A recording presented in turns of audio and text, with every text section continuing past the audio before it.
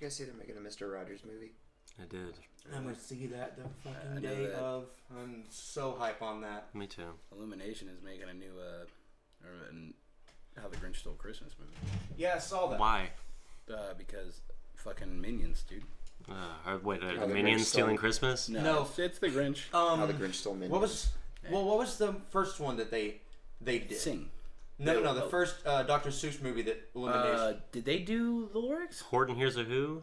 No, Yeah, I think it was no, because Illumination didn't come about until Despicable Me. Are we sure it's Yeah, because it's Illumination. Because Illumination did Sing, Life of Pets, or Pets. That's a good Secret movie. Life of Pets. I That like sucked. that. I really didn't like that. I really like it. And then I like Kevin Hart as a bunny. That was okay. Have I you seen walked that out of Captain that one. Underpants movie? No. That shit is fucking great.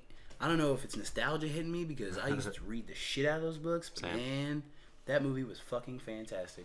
They kept pretty honest to it, and that guy Nick Kroll, Yeah. who was in the League, he plays the Big villain. meaty clacker. Yeah. he played Dr. Poopy Pants or whatever, Professor Poopy Pants. Professor Poopy Pants, yeah. Professor Poopy Pants. But fucking... His name's like, what the fuck is his I love first the name? League. It's who like did? Always. it's like something like Butt Professor like Butt something Poopy Pants, and like But for Poopy Pants? I don't remember. They Oh my just God. like I remember whenever they said it in the movie, it was like he's like, that'll be the last time you mock. And they like said his full name. He's like, wait, that's your first name? And they were like, he was like, yes. And they were like, and they just started Fillmore? talking. No, right? That'd I be love really that good show. though. Seymour. Okay, no, it was Yeah, Fillmore, the The Home Monitor? Home Monitor, yeah. That was a good show. Fucking shit. after the Lorax. I think it was the estate of Dr. Seuss basically said they're the only ones who can make movies anymore because they hated the Grinch was okay, Jim Carrey Grinch. but they hated Cat in the Hat. Oh, it was garbage. Mike Yeah. Myers, fuck, dude. So Why did like, that even happen? There was a SNL skit that was like Cat in the Hat and Lori, and it was like the kid's called the Cat in the Hat, and like he shows up and he just looks at their mom and he goes, Lori, and like it gets all heavy, and they're like, he's like, I can't believe you left, and then she reveals that the daughter is his, and he's like, and like Thing 2 shows up. It was great. Thing 2 shows up. Yeah, he's her husband. I want to see Green Eggs and Ham. Are they making a green? Are they? It would be interesting. It would Yeah. be interesting. It'd be a action thriller. Actually, I think it should be a Netflix Guy series. chasing him on a train. That should be a Netflix series. You where will every eat these Every crackers scene, around. yeah. is a different will. episode. On top of a I train. will not eat that on my screaming, Not plane. on a boat. Not on this train. Train Not goes on your up. life. He like backwards dives off the train and fires 2 guns. Classic Dr. Seuss. Fucking Yeah, the other guy's just sitting there like dying on the ground, and he's like, "Well, I don't know how to help you." And he goes, "Eat these." But they're green. Do it. By the way, is it? They're making the Mario movie too. Yeah. Yeah, Elimination. The garbage. I have. Anyway, go on. We can get into that in a little bit, but the big question I've always wondered is it green eggs and ham, or is it green eggs and green ham? The green ham. Yeah, it's green ham. Okay. Because I understand green eggs. You just drop a little food coloring in there. Yeah. I've eaten those You just before. overcook Green ham is like somebody you fucked over- something up. You overcook a yolk for too long, it's gonna turn green, but the ham would be expired. Yeah, I was going to say maybe it's like a nice like what they Like do a with twice- cheese. like a twice Like it's a French ham. Because French like to take their cheese and like let it sit for a long period of time and whatnot. Do Speaking the same thing with your ham. Speaking of fucking something up, welcome to the season finale of Does It Science. I'm Zach. Hang on. I am. That's the wrong show. Wait, I did Yeah, that, you didn't did. I? You absolutely did. God damn it. fuck. In HD! Sorry. Well, I'm gonna have to edit this episode for once. Fuck. Season finale of Does It Science. I didn't even fucking catch it. Fuck. I thought you did. I thought you did it on purpose. Yeah, me too. You were And so I was like, proud. wait, hang on. You were. Speaking of fucking something Well, up, we just- this is the season finale of Does It Science. Okay, so we just shot the season finale of Does It Science earlier today, so I say roll with it. It was good. yeah. Anyway, You fuck did, you. you Welcome did. to Fandom Nonsense. I'm Zach. Coco.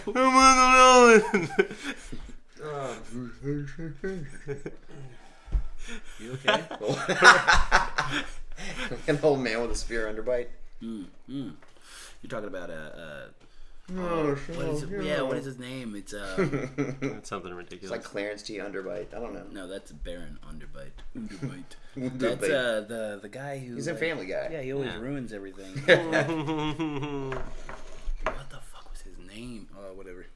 Not important. I'm gonna burn the shit out of my jacket. All right. That's why we don't smoke on set. Because then you make mistakes. Only on set do you make mistakes like that. Yeah, you usually. never burn holes in anything otherwise. No, I'm pretty casual. Pretty what? Casual. That's what I thought. It's kind of business casual, man. I never burn holes in my cigarettes. I mean, Oh. damn it, coats. I read like a Wow. We're off to a roaring start this This is, week. yeah. Man, this feels a lot like the last episode of Super. a drag. Yeah. Oh man, whatever. Dude, no, I okay. loved the last episode. I Super. loved. I expected you to. Yeah. I loved it, but I love hating I still it. have my childlike wonder when it comes to watching that Oh show. no! Oh. Fuck it. This show is stupid. I don't want to watch it because I expect. Because of Vegeta. Yeah. Well. One thing. We'll get there. One thing. First of all, good things. Nomad. Let's talk. Yeah. Let's give him the first word on a Nomad of Nowhere. The first word? Gnome out of nowhere. I'm really curious if he has more powers other than just I'm the sure. turning things into living things. Yeah. I'm Right. sure it's like a development thing though. Yeah. Like I'm sure they're saving that for like later episodes. You know what I No, mean? I mean, he was just so sure. He's like, nah, I can't do anything else, bro. Sorry. Right, but remember whenever he does good things, is like chest Yeah. is glowing, and I think that like that is a build up. You know what I mean? Like his care This for is energy. yeah, something like that. Okay. All Yeah. right. Something like that. that's what I'm waiting to see is like it eventually happened, like him break down, and for some dramatic, obviously reason that he like loses his shit and does something phenomenal that we had no idea he could do. Maybe if he like pulls his hands apart twice, he can take away life from things. Holy shit! The show got dark. No, yeah, it's gonna get dark. Oh Probably. yeah, no, absolutely. Seems that way. I'm was Eddie who Revis. Rock. Yeah, he Is it? did he create the show? No, Or was it he- like a combination of him and Miles? No, And I forget Jordan? the name of the guy who was actual show creator, but I remember like the writer was Eddie. writers is Eddie, Jordan. Miles, and Jordan Obama. Jordan Swears. Yeah.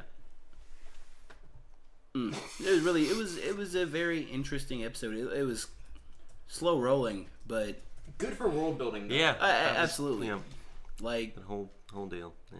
Like we talked about this watching the episode, and by the way, spoilers if you're not a first member, we might get into some details that might ruin the episode for you. So skip ahead 10-15 minutes and catch the super conversation, and go sign up for a free trial on richteeth.com and watch Nomad of Nowhere. It's a good show, and Yes. everything else. But Also, first is just worth it. yeah, it really is. absolutely, double gold box is definitely worth it. They're, you see, they're changing the double gold plan. They're making it separate from first, but they're pricing it cheaper. So you have, if you want double gold, was they're changing the name? I forget what they're. I think they're just calling it the RT subscription box, but it's still cheaper to get the box and first than it was to get gold and have the box and first. Right. So you have to get 2 subscriptions now if you want the box and first, but it's cheaper. But anyway, Still worth it. yeah, it's definitely still worth it. They send you gear, right? Yeah. Like Yeah. monthly, like a monthly box of gear. And I know that they are like sending out little action figure, figurines. Yeah. Of if you are just a subscriber, you get like regular versions of them. But if you're a double gold member, you get like golden versions of them. I thought that was pretty neat. But That's cool. Right, isn't it? That's super. It's like the same figurine, but it's like covered in gold. yeah, which we'll hopefully get to touch a little bit on the Shattered Grid event, but like at cons, one that's really pissing people off lately is the Lord Draken, the green/white ranger. His figure is only available at cons, and Like the pop figure, or no, like it's just like the I forget what the legacy figure, like the one that's designed like the classic Power Rangers toys we all had as kids. Right. You can only get it at at a con, and that kind of sucks. Like, make it like do like a special like edition or something, but don't like limited. Yeah, I remember those being really awesome, but they broke very easily. They did the same thing for a lot of Pokemon events. I don't know. I guess they still do, but like I remember when Arceus came out, you had to be at a Pokemon convention in Japan, and they would give you the Pokeflute of some sort that would let you like descend the stairs. And you could climb them to get to art. But you had to have that special code. You know what I mean? Like you had to have gone to the event, otherwise you're screwed. Right. You know, and I mean it kind of sucks because you're like, man, now I can't get all of them. But I mean, I get the point, but I don't still, know, like exclusivity versus accessibility. Right. No. But anyway, we talked about this. I think this one kind of showed like why people are afraid of the nomad. Yeah. Because he can't talk, and when he tries to help, he ends up blundering and fucking something up, and just. I think it has a lot to do with the environment that they live in. Like, The joke's on you. We're poor and illiterate. Yeah. Well, you know, the only people that are interested in meeting him and actually getting to know him seem to be younger, like Scout and that little what was it? What are they called? Tribe of Kids. What was the name? The of Mill Preservation Society. Yeah. There's 3 of them. But The smallest society. It was just like they see him and his abilities and things like that, and they're like, yeah, that's awesome, you can help. But then he is seen by the adults, and they're like, no. They start talking shit about the mill, and the mill freaks out and is like, I'm out of here. Time Did to you roll, see the baby. way that he looked at Broom? Yeah, I did. Yeah. He went for the He broom went for a to- second, oh, yeah. and I was like, Broom needs to come back. No, part of me was like, don't bring Broom back. Right. Like, don't do that to my memory of Broom. He's gonna bring him back. I feel it. Like close to the end of the season, he's gonna bring him back. It's gonna save his life again. No. That'll be what breaks him. That's what breaks the Nomad. Is the second Broom goes Second down, death of Broom. and he just loses his shit. But yeah, I feel like the adults don't want him around because they when they see magic or they see, oh, you're willing to help us. Well, your help's only gonna bring trouble type scenarios. You know. There has to be a reason they hate magic. That's the first thing I thought of. Like, why do all these people hate magic? There had to be something to happen because he's the last person that can use magic, which means there were a lot more before. Right. Based on what Don Paragon said about his leader, What was it, El Rey or something like that? it seems like he's got some sort of totalitarian hold on people's concept of magic, maybe so that they can't provide for themselves and have to like rely upon his empire. Yeah. And that's the whole essence of why Don Paragon has any sort of clout in that city, is because he has access to water, and he's exploiting that and the people there. Yeah. And so if you had the kind of magic abilities that the Nomad of Nowhere has, then you may not need their help. No. Yeah. that- So that Yeah, they've manufactured their own scarcity. Yeah, it's I very. can't imagine something like that happening in real life. Is that where there's gonna be a bunch of clips? I am. I'm interested in like You it's really very. don't watch this show, dude. It's very Road Warrior esque, like the idea of them like, oh, we got a giant dam. I have all the water. Fuck you. You don't like yeah. And now you have Mad Max from nowhere coming in and doing his thing. You know, this shows is one of the I realized it came out on Friday morning and like it's one of those things that's gonna get me hype every morning. You know what I mean? I'm gonna wake up and be like, fuck yeah, it's Nomad. You know, get excited and turn on the Nomad. Yeah. But you do bring up an excellent point. You know, there used to be a whole bunch of them. If he's a nomad, then that means assumably there used to be a whole tribe of them, or he went off on his own. I don't think he wasn't necessarily a nomad even in the beginning of Nomad of Nowhere. The reason that he became a nomad was him leaving the forest. No, they call him a nomad in the first Did episode. they? Yeah. Did they? Yeah, they call him a nomad. Yeah. They look like it, but I mean, it's explained like it looks like he's been there a long time in the forest. Yeah. Yeah. Yeah, they said he's been there for 100 years. Yeah. So like whatever ran him way the fuck off. And so I don't know. I just like you said, there's probably been a bunch of magic users at one point, and there might still be. Right. You know, and like you said, the totalitarian aspect of things, they might be utilizing their magic to They must be being farmed somewhere. Yeah. And that's why they want to grab the Nomad so badly. So they can exploit his power and use him as. What would you do with his power? I don't. You could do a bunch of things. Everlasting amount of water. His power? I mean, maybe. It's possible. Oh yeah, never mind. I could see him creating. He can do more. He's got to be able to do more. Well, it's like the things he creates don't need to absorb energy in order to produce it. It seems. Right. And that's their magic. So the mill, if it had stayed there, would have been an endless source of energy for that town. Yeah. And I could see how having the Nomad tied up, and maybe forcing him to clap in front of a certain object, may, right. I mean, create some way for them. Bring if we're depending on what kind of how close to the industrial era this is kind of pushing, have him bring life to machines just to have an endless existence of just manufacturing and everything. That's what one of the either make an army or you make a bunch of slaves. Exactly. Exactly. Again, can't see this happening in real life. Yeah, I don't watch this show. No, I'm very excited for this show. Not this one, Nomad.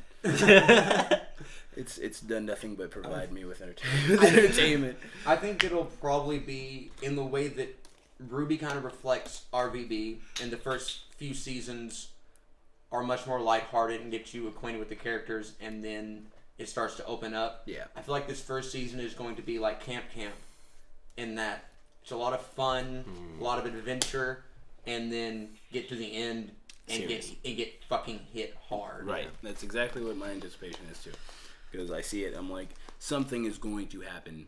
Rooster Teeth doesn't pull punches. No. Right. They're gonna make you feel. Hey, here's a bunch of characters. Oh, look at all these happy characters. Don't you love them so much? Gotcha, bitch. Oh my god. And there we are. You did it. You did what 5 seasons couldn't do. Final boss past Salem. Yeah. No, also Nolan. Oh my god. Just a giant. Also antagonist. Yeah. Also. I've mentioned this before. There's Salem and there's also antagonist. I've mentioned this before, but I don't know if I've mentioned it on the podcast. But I'm looking forward to Volume 6. But I'm at the point now. The girls are back together. We've had our first real victory. Yeah. I feel like I don't feel as much pull to get back to RWBY as I did at the end of Volume 4, which isn't a bad thing. It's good for shows to have some resolution and pause every now and then if they're a long thing. But Nomad really excites me because where the fuck is it going to go? First seasons of shows are always exciting like that. Right. And fucking can't wait for a new Camp. I'm so ready for Camp and RVB. When is the release date for Camp? I'm not sure if the Blu-rays are coming out on May 22nd. Yeah, so I imagine it'll be a month or so following that. Probably. May 7th. RVB is April 15th, and Joe said that the episodes are going to be longer, but there's not going to be as many this year. Yeah, that's what. So RVB will probably start in April, mid-April, go through May, June. Depends on if we have PSAs during the season this year or not. We didn't last year, did we? We did not have them last year, but we might have them again. We're already getting PSAs right now. Yeah, we are. But those might be just making up for the ones we didn't get last year. Who's writing right now, did you say? Joe Nicholas. Yes. Same Same guy. one from... Yeah. Okay. So, he said that this season... it's obviously not a follow-up or it's not going to be part of a trilogy or anything. It is. He said that it was picking up where it left off, but he's starting a new trilogy. Yeah, it's same way it always does. But yeah, he didn't say if it was a trilogy or not. But it's it's going to be an extensive, maybe a 2-part trilogy. I like those. A drillery? Deodry. A dromedary? Dodrio. A train? No, that would be a doduo. Oh yes, you're right. Yeah, you are absolutely right. Nice. There we go. Maybe a doduo of seasons. A doduo of seasons. We can make that catch on. I'm sure of it. A doduo. Oh yeah. I mean, I wouldn't see why not. Yeah. A doduo is just a pair. So I would say, probably RV will probably go till midsummer. Mm-hmm. and because that's what it does, right? But 2D and 3D are completely separate departments at this point. Yeah, like they're gonna release Camp on Mondays and RVB on Sundays. Yeah. So it's not the release thing; it's the production schedule. Well, but then there's not. They're there's separate departments, so I don't think there's much problem. Jordan handles 2D. Yeah. While Miles handles 3D. Gray handles 3D. 3D, I thought that was it last. Miles is basically just writing and overhead at this point. I thought he had become the head of animation, or he's head of story and animation. Okay, yeah. So, yeah, the when they play backwards compatible, whenever they do backwards compatible, the room that they're in is the 3D room. That's the one where they're the mocap room and everything. Yeah, and so I know that Jordan has his own office out there past Achievement Hunter. By Stage 5. Well, I guess it's all Stage 5, but past the giant building that says Stage 5. Well, they're on a separate building, aren't they? Well, they're in a separate building. The plot is Stage 5. Right. But Stage 5 is where they film the podcast. And then over here is like a ramped building that has animation and I think the people who do the store, the merchandising. So I don't know. Yeah, but I believe that Camp will probably run about the same, a little bit after RVB starts, before RVB ends. Oh yeah, definitely after it starts. But I would say probably. I mean, it's a summer show. Yeah, absolutely. Yeah. Camp and Red vs. Blue have very strict feelings with me of like warm summer days and barbecues and things like that. And let's barbecue and watch RVB. We did it. We have done exactly that. We should do that. We should. I love to grill. I love to grill. Mm-hmm. Oh, we got to do a show. Salt and pepper. Yeah, I'm cooking with salt and pepper. Yeah, sounds good. Except he's pepper. I am pepper. Good. Right? And I'm a sprinkle of salt. No, I'm going to try to get a grill this summer. That'll be some good IGC. I misheard you, and I thought you said ghetto grill. I'm going to try to ghetto grill this summer. I'm going to ghetto grill. I mean, you could do it. Yeah, I was saying we could probably do that. We could make a ghetto grill. That would be that. That's hard. where you like throw a steak on a car hood, right? Yeah. No, just on the road. Not on the hood, on the engine. Yeah. There you go. You had to really marinate it in that oil. You got to make sure somebody is holding at 4,000 RPMs though, otherwise your engine block's not going to be hot enough. So be sure to go to roosterteeth.com, sign up for your first membership, and then come here every Wednesday and watch us talk about RVB, Camp, Ruby, Day 5. I signed up for one today because my Verve account wouldn't let me use the one that I often use, and I don't know why. Weird. Yeah, I know. It was odd. And you can't just like sign into it either. Man, I was super frustrated earlier. Yeah. Yeah. No, that's why I canceled my Verve. I was like, I'm paying for Verve, and then I'm paying for Rooster Teeth, and I can't get on my goddamn Rooster Teeth on my Verve. It didn't make any goddamn sense to me. I was like, dumb. Why can't? Oh, you want to start a new? You're gonna start a new account on Verve for Rooster Teeth, but we'll link your Crunchyroll because we're a Crunchyroll app. Right. And I'm like, that's the dumbest thing I've ever heard. Like, why wouldn't you just let me be like, type in passwords for all the premium memberships that I have? Right. Obviously, I'm not paying for a Verve membership, but you want me to start new accounts for everything, all based around the. Right. And they're not utilizable anywhere else. Right. I don't believe so. Like, I can't use the account for Verve to sign into Rooster Teeth. I just have to use it on Verve. Oh man. And then my only option is to ask for help. And I'm not calling anybody to be like, hey, so what's going on? I hate that. Yeah. Why would I want to I always feel so dumb. Absolutely. And they make you feel it. It's like calling the DMV. They're instantly rude.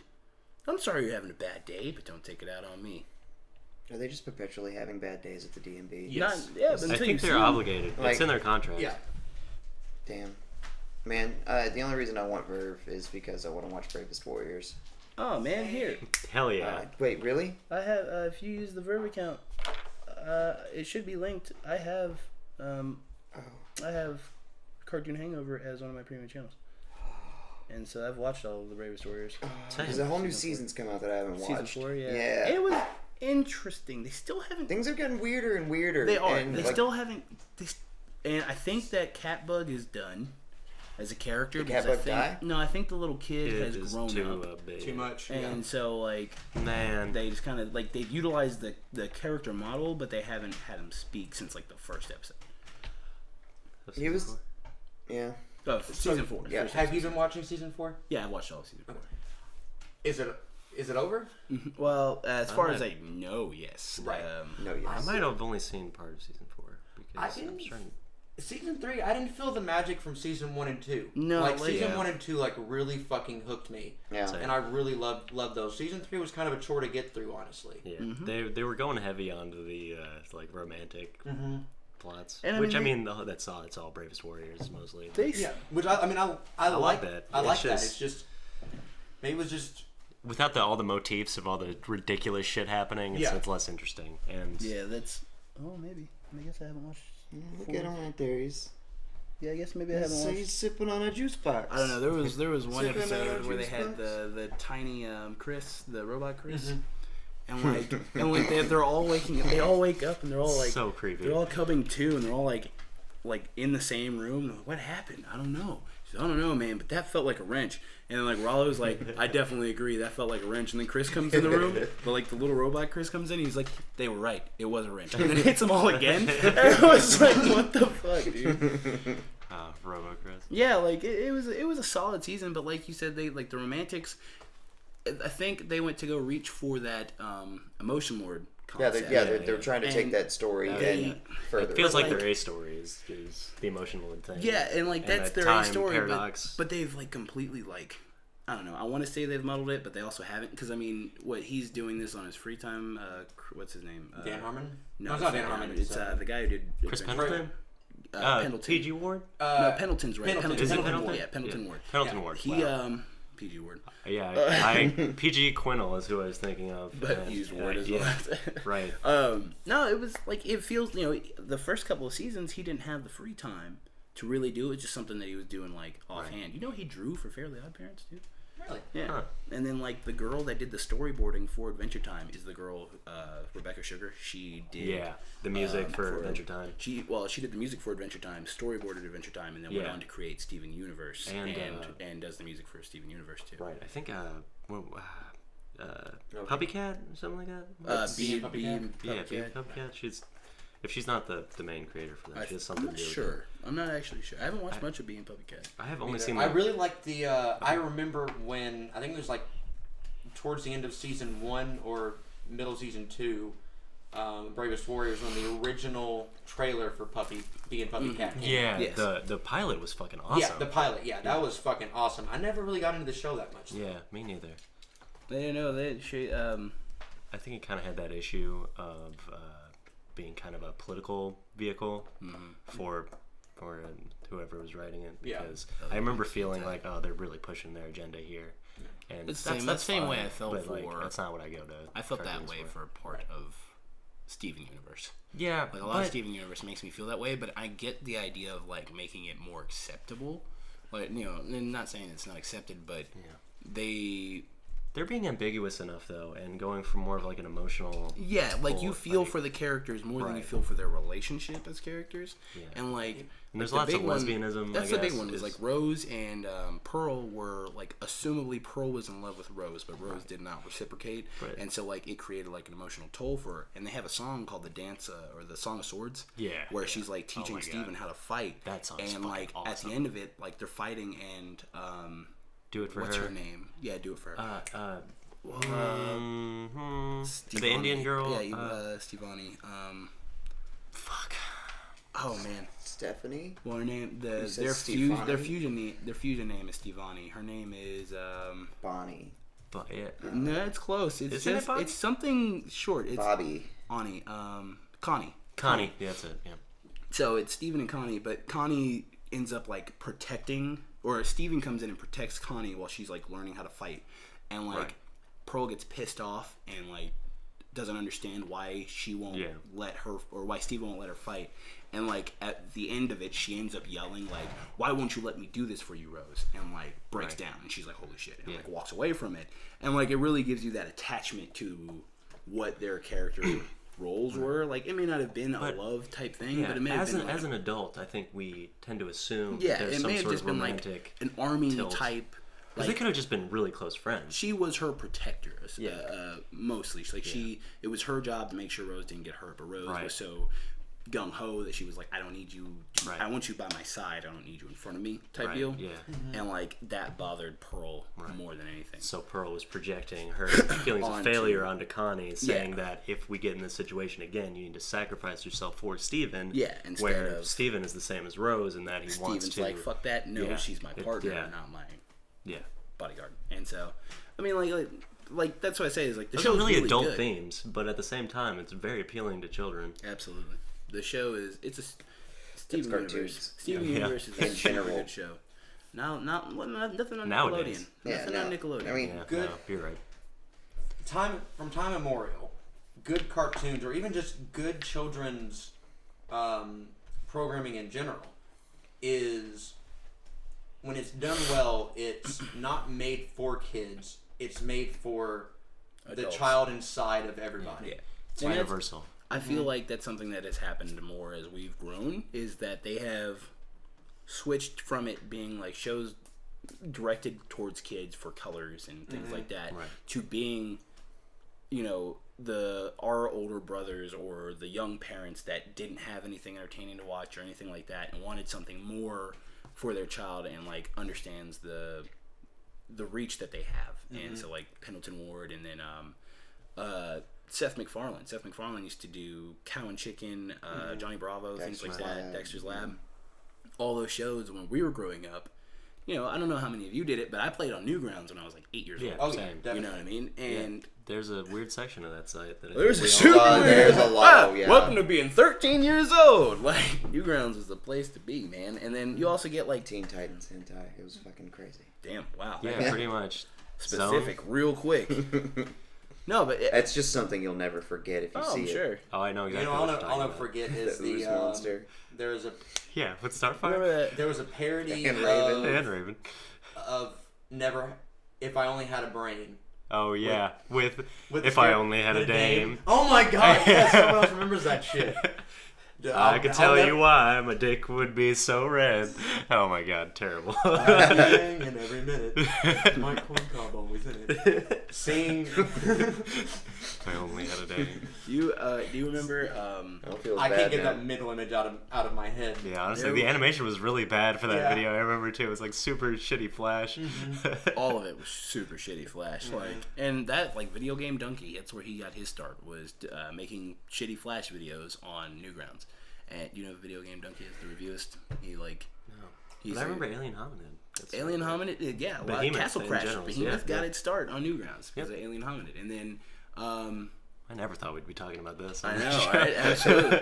But you remember Pedro, the little orange-haired dude. Mm-hmm. Yeah. And they had that Russian roulette game where it was you and a bunch of what were they, Filipino dudes sitting around, and it was super violent. It was the whole website was super obscene. There was a website I used to go on called downsclown.com. And dude, it doesn't exist anymore. But that website was also super fucking dark, And E-Bombs World was the middle ground. E-Bombs World was just let's take everything from every other website and repackage it. Yep. Yeah. Let's find the worst things on the internet and just sell it to 12-year-olds. Yep. Basically, yeah. Yeah. The Pain Olympics. Yeah. And that's how I think Funny or Die got its big start, was E-Bombs World. Mm-hmm. They were providing content for E-Bombs World. Yeah, E-Bombs World was where I first saw that girl recite Edgar Allan Poe and then do it again Dude, backwards. with the SpaghettiOs? Yeah, with the SpaghettiOs. Shut up! Get out of here! Jesus Christ! Oh, it was so... During the beginning part, the worst. She's sitting there talking about Edgar Allan Poe and Poe and fucking cutting a hole into her jeans down in the middle, and then she starts reciting it backwards, syllable by syllable, and she had opened up a can of old SpaghettiOs, the shit's black, and she proceeds to take it out and then start fingering herself while doing these backwards, and she's in front of a crowd of people, and when she finishes, they all start clapping. Yeah. And that's some crazy performance art. I would be like, wow. Yeah.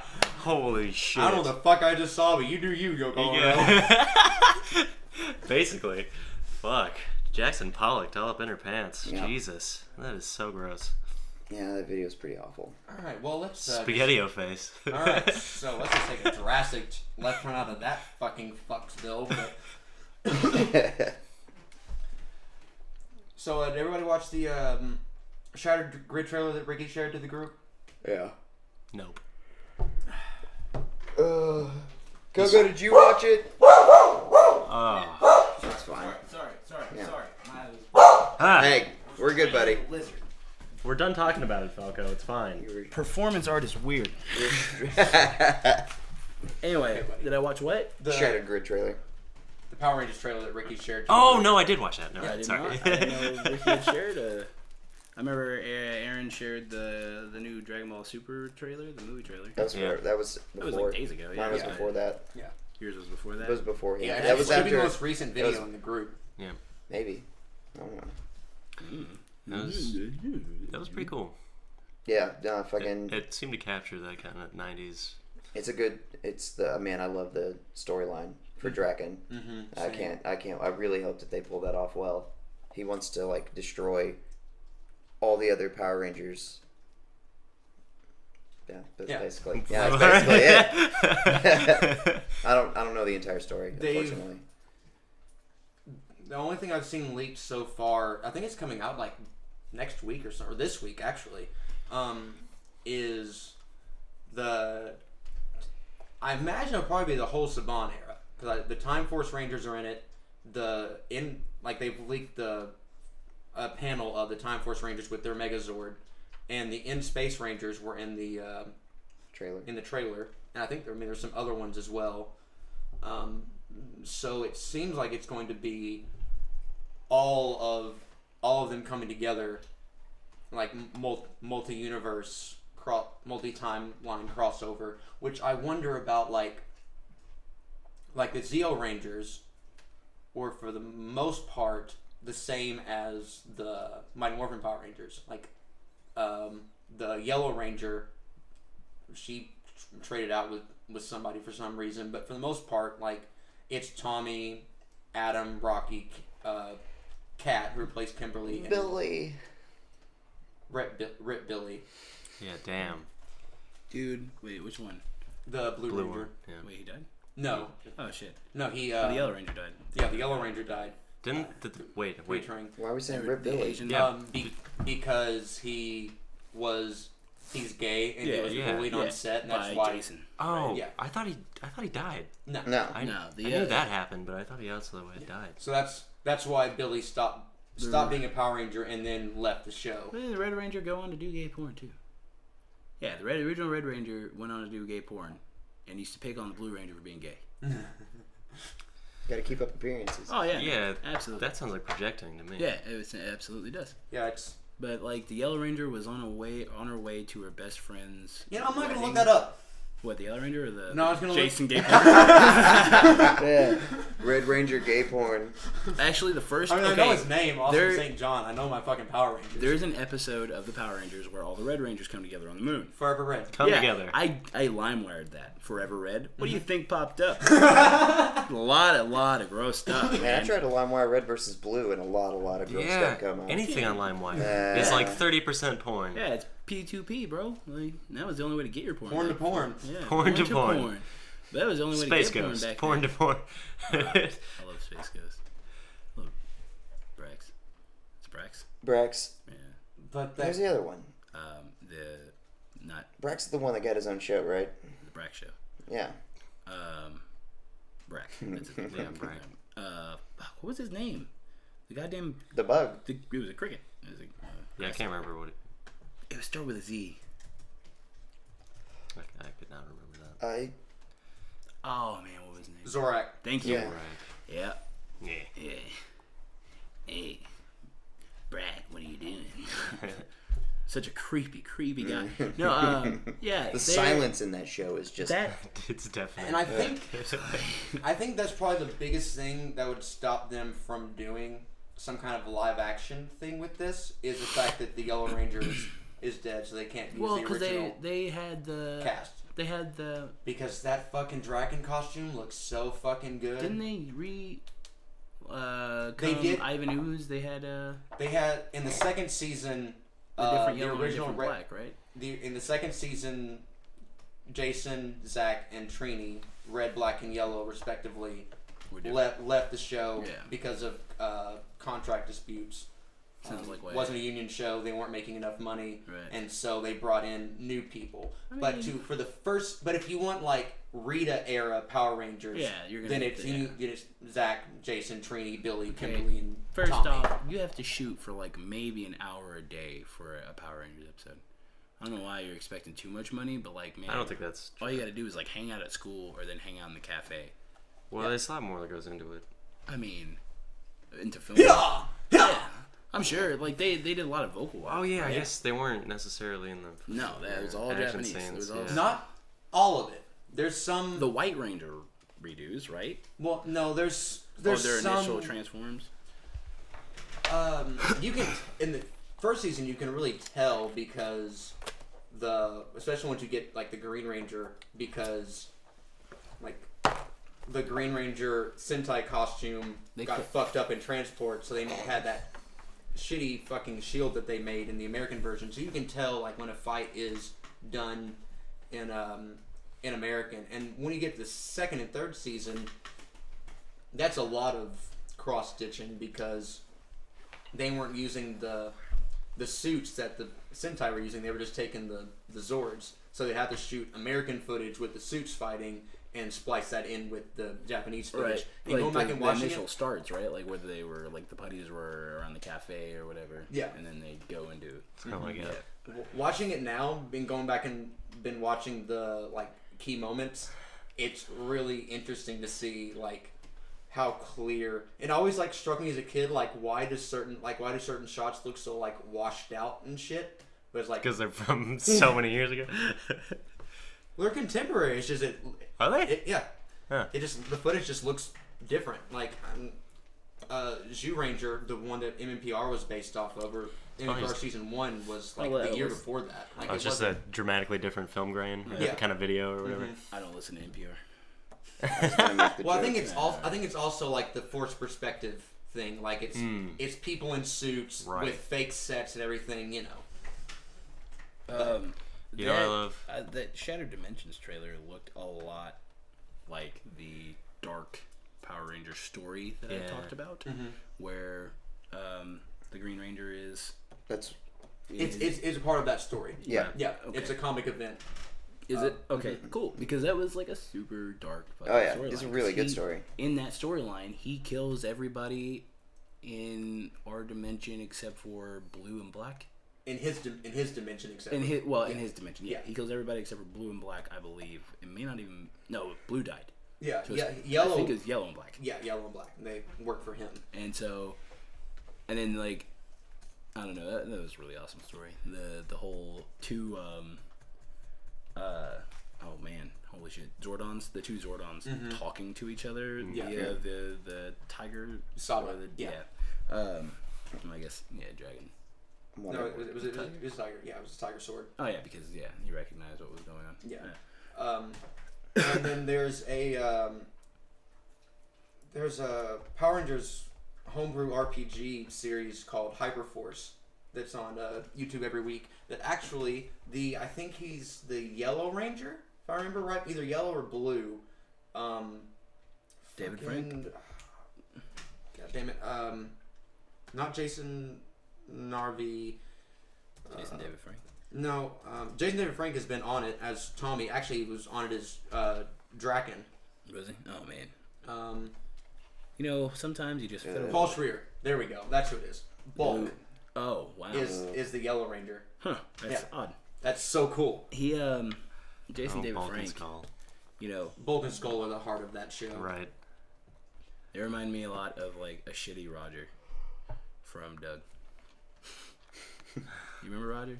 Yeah. I never liked Bulk and Skull. They're the only characters that have development in that show.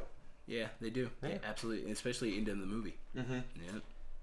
Especially into the third and fourth season with them becoming junior detectives and everything. I remember that trench coat. I don't remember that. And then I just remembered the Nostalgia Critic episode of Power Rangers, the movie. It's pretty fucking great. At the end of In Space, which was the end of the Zordon era and the end of like Power Rangers having a continuing story, Bulk and Skull got all the fucking villains from all time were attacking planet Earth, and Power Rangers weren't around, and so Bulk and Skull got everybody together and were like, I remember that. Yeah, he's like, yeah, I'm the Red Ranger, and like I'm, yeah, they're like, it was basically like a Spartacus moment with everybody. Such a fucking amazing, like, to go from the cowardly bullies to that and actually have a trajectory to get there. Like, I didn't like Bulk and Skull as a kid either, but now they're like what really, like, I'm always happy to see Bulk and Skull in an episode when I watch it, because there's actual development and growth in a story there. It's not just I'm a hero, I fight for good. Right. I'm a villain, I fight for evil. Let's fight. You remember the this is a bit off key with what we're talking about. You remember the Bruce Faulconer score for Dragon Ball Z? Somebody took the entire Battle of the Gods movie and put a Faulconer score on it. Very entertaining. Like, I honestly feel like that's the reason why a lot of kids fell in love with that show. Oh, absolutely. Fucking Crystalline, dude. Oh no, it was very. Wow. Yeah, dude. It was very Americanized and 90s edgy. Yeah, it was. And then GT ruined it. GT was just that from the beginning. Like, there isn't a Japanese version of GT that's like more Dragon Ball or Z-esque where it's lighter. Like it has that just imprinted into it. It feels very mid-90s. Yeah. And it's like what, toughness. That 1996? Oh, yeah. that went off the air in 1996. Yeah, 95 to 96. Okay, so that theme is very reminiscent of when Pokemon went to the Johto League. I went to the Orange Islands, and they changed their theme song to Pokemon Johto. Like, it felt a lot like that. It was like, hey, yeah, right. It was like you went and you completely changed it up on me, and this isn't what I'm used to. Orange Islands is actually probably my favorite arc. The Lapras rides everywhere, man. That's solid. I like the Tracy. I like Tracy, and I liked the fact that the gyms weren't just Pokemon battles. It made the episodes more interesting. It did. To have a kind of test or something that you had to do. There was something I was reading about the original.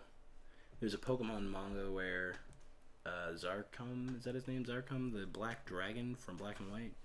I haven't played that far. I fell off after third season, third generation. Yeah, so I played a touch of the 4. I don't know, it was weird. It was the first Pokemon manga I ever read, because I never invested in like the Red and Blue and then the Gold and Silver, and because it got. I mean, it was probably not that confusing, but like when I first grasped the understanding of like this is how the mangas work, I was like, no, I'm good. The mangas are the best part of the fucking Pokemon fucking franchise. Absolutely, I just have not gotten into them. I have not read a single one, and I've been thinking about it. But like I said, like the first one I read was this one. I don't remember what it was called, but it was like this kid inherits like a gem from his father, and it lets him fuse with Zarkum, and Zarkum, I'm probably pronouncing that terribly, but so he ends up like becoming like this weird like more humanoid version of the Pokemon, and like having sentience over what it's doing. And I feel like they kind of utilize that. You guys probably haven't watched it, but for the X, Y, and Z, the last season of Pokemon that they did, Ash ends up, he loses again. He's never won a tournament, but close to the end of the tournament that he's in, his Greninja has a weird like capability. They hit the same exact wavelength, and so like whenever he moves, his Greninja moves, and he's all excited, and like he doesn't have to say Pokemon moves to his Greninja. It just does them because it understands the fight naturally. Cool. Digimon did that 15 years ago. Right? Yeah, absolutely, and didn't have to change voice actors to do it. Man. Okay, no. So you've read the like the older Pokemon adventure mangas, right? Like Red and Blue. Yeah. I wish Green was a fucking character in the game. She's my favorite fucking character in those books. Well, I mean, they released Pokemon Leaf Green. No, there's that makes sense. Coming from you, definitely. Yeah. So you're interested in what's her name in Camp Camp? Nikki's my fucking girl in Camp Camp. Right. Yeah. Yeah. Space Kid's my dude. That's that whole spectrum of characters I tend to associate with you now. Good. Just the fucking like the pyro, like well, just the eccentric, like energetic, let's burn shit down kind of person. Right. Yeah. Yeah. I like anarchy girls. Right. But no, like Red and Blue, you know, are your set rivals. Mm-hmm. But there was also, because in Japan there was a red, blue, and green version. Like Red and Green were the original, and then Blue came later. Right. So there was a character in the comics that were based off of the Gen 1 games called Green, and she wasn't a rival like Blue was, but she was still kind of just she was probably the strongest out of the three. Like really tough girl. Like she always had like a Venusaur and stuff. And just, right. I remember read the fucking Pokemon manga. I know like Red was Pokemanga.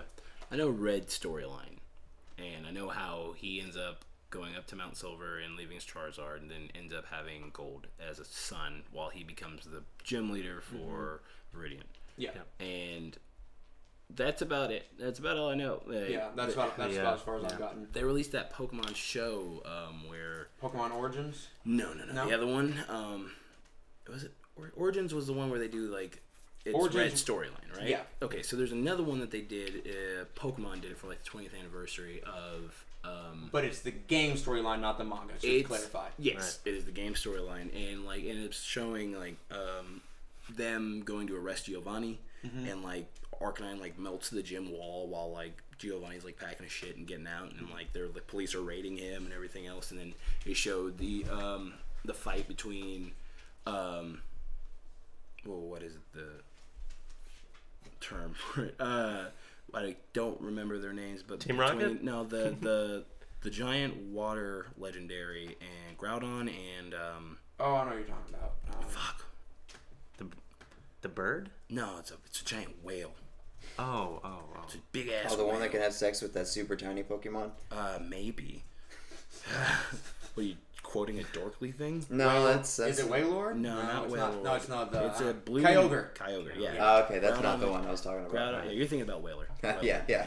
I think that's a Dorkly skit. Is it? No, that's an actual thing. Like they're able to mate. Yeah, but I think that like Dorkly Dorkly is like a branch off College Humor, and they did one that was like, what's fucked up about being at the daycare, and it's like, oh yeah. The Whaler. Oh, by the way, we mated your Pokemon with the Whaler, and she's like, how? She's fucking level 7, equivalently a 7-year-old, and you went and like mated her. She's like, yeah, now she has 3 kids and they're eggs, and you want them? She's like, no. It's like, that is not something that I told you that I wanted. And then like recorded it. I don't know. Anyway, so that there was a story about Groudon and Kyogre, their ancient forms or whatever, and how like they were possessed or whatever, part of the storyline where the legendaries are walking upon the earth, and like basically anywhere Kyogre steps like fucking melts and like new land is born, and so it was a really cool, I would think it was like a 6 episode, maybe 9 little story that they did, and it was like different. It was all of the games. They did one for like the original Red and Blue, and then they did one for Gold and Silver, and so on and so forth.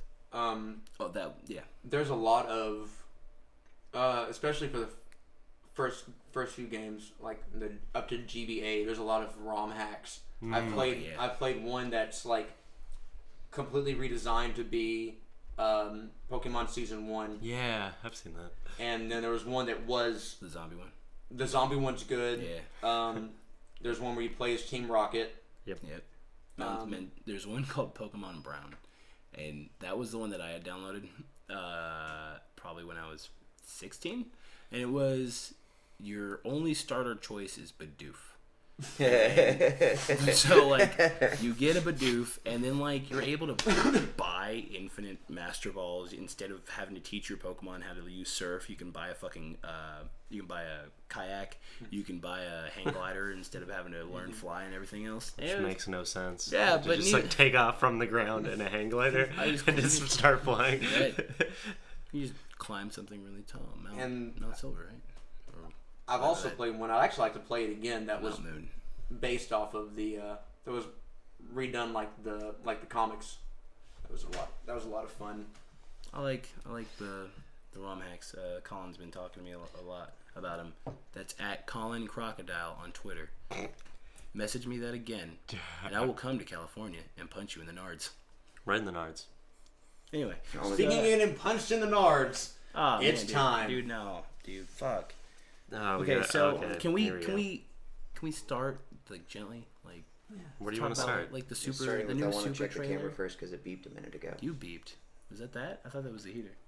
I don't know. Check it. Go check. Was it the heater? Go check. So Go check. I figured we were taking a break. No, we're not gonna take one this episode. This episode. This episode. Do you remember?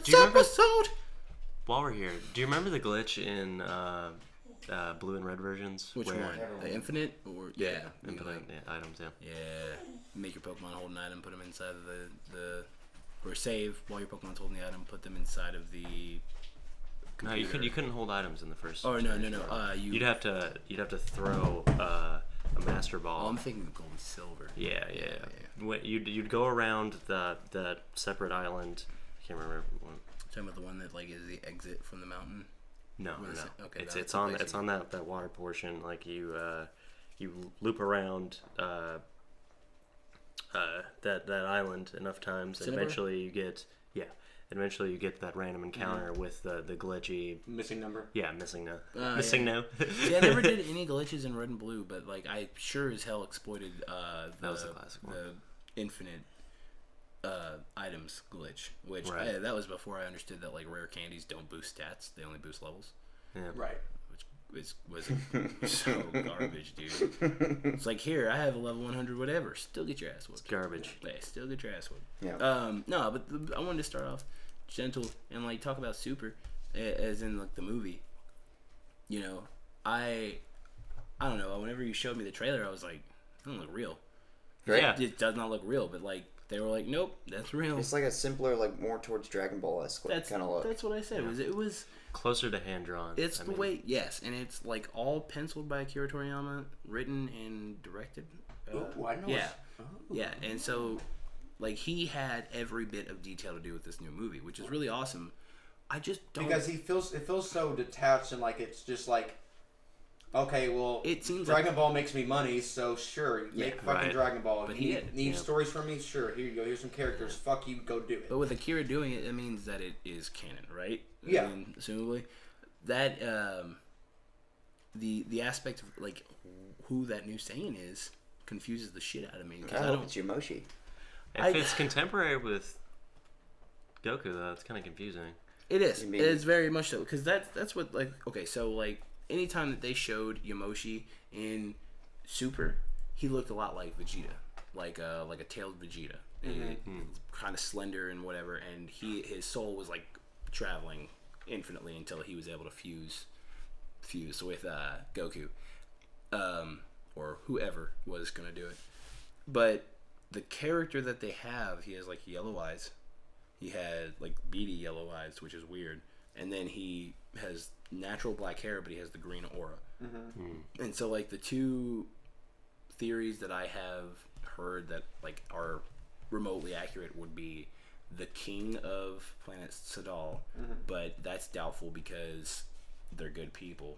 Another Saiyan from Earth, but there'd be no point because they're good people, so why would they send conquerors out? And then the first Saiyan. Yeah. Like the first Saiyan, not Yamoshi, but like the first ever Saiyan. How could that be, though? Yeah. If he had become a god, he wouldn't die.